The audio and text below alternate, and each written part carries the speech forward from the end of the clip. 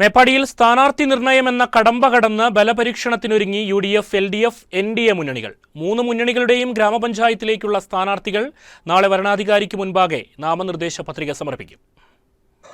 LDF കഴിഞ്ഞ 14-ാം തീയതി തന്നെ സ്ഥാനാർത്ഥികളെ പ്രഖ്യാപിച്ചിരുന്നു.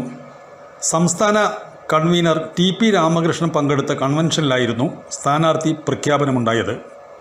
നവംബർ 17-ന് UDFും സ്ഥാനാർത്ഥികളെ പ്രഖ്യാപിച്ചു. NDA മുന്നണിയും 23 വാർഡുകളിലേക്കുമുള്ള സ്ഥാനാർത്ഥി നിർണയം പൂർത്തീകരിച്ചിട്ടുണ്ട്.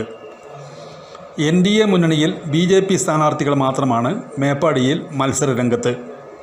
ഗ്രാമപഞ്ചായത്തിൽ ഭരണ തുടർച്ചയ്ക്ക് വേണ്ടിയാണ് UDF മത്സരിക്കുന്നതെങ്കിൽ നഷ്ടപ്പെട്ട ഭരണം തിരിച്ചുപിടിക്കുക എന്ന ലക്ഷ്യമാണ് LDFനുള്ളത്.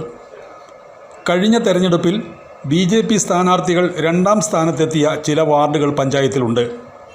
ആ വാർഡുകൾ പിടിച്ചെടുക്കാനും പഞ്ചായത്തിൽ പരമാവധി വോട്ടുകൾ സമാഹരിക്കാനുമുള്ള തന്ത്രങ്ങളാണ് BJP മെനയുന്നത്. 3 മുന്നണി സ്ഥാനാർത്ഥികളും റിട്ടേണിംഗ് ഓഫീസർ മുമ്പാകെ നാളെ നാമനിർദ്ദേശ പത്രികകൾ സമർപ്പിക്കും.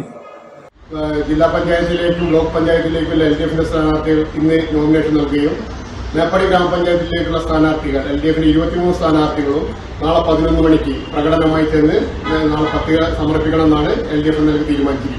മേപ്പാടി പഞ്ചായത്തിലെ 23 വാർഡുകളിലും 3 ബ്ലോക്ക് പഞ്ചായത്ത് ഡിവിഷനുകളിലും അതുപോലെ തന്നെ ഒരു ജില്ലാ പഞ്ചായത്ത് ഡിവിഷനിലും സ്ഥാനാർത്ഥി നിർണയം വളരെ നല്ല രീതിയിൽ തന്നെ പൂർത്തിയായി.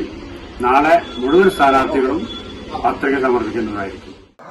പൊതുമരാമത്ത് വകുപ്പ് റോഡ്സ് വിഭാഗം അസിസ്റ്റന്റ് എക്സിക്യൂട്ടീവ് എഞ്ചിനീയറാണ് മേപ്പാടിയിലെ വരണാധികാരിയുടെ ചുമതല വഹിക്കുന്നത്. CK ചന്ദ്രൻ, വയനാട് വിഷൻ, മേപ്പാടി.